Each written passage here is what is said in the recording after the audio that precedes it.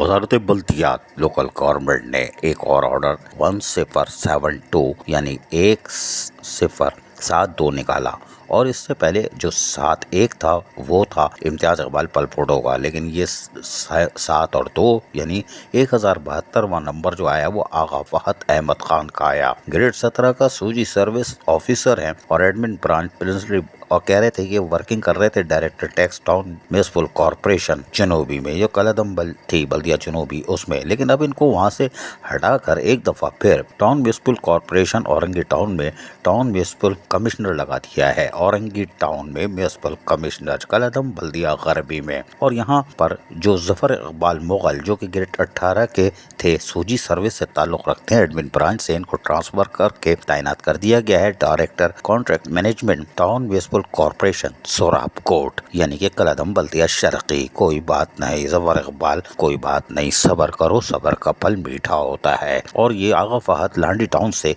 जो फारिग हुए थे फिर उनको साउथ भेज दिया गया था, लेकिन अब वजारत बल्दियात ने मेहरबानी की और आगा फहद अहमद खान को जो है औरंगी टाउन में टाउन म्यूनिसिपल कमिश्नर तैनात कर दिया है।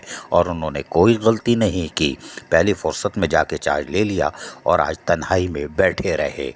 अजीज आरिफ, KBS बल्दियाती न्यूज़ कराची। ऐसी ही खूबसूरत वीडियोस फ्यूचर में हासिल करने के लिए रेड बटन पर क्लिक करके और बेल आइकॉन को प्रेस करके हम सबके सब्सक्राइबर बनना मत भूलिए।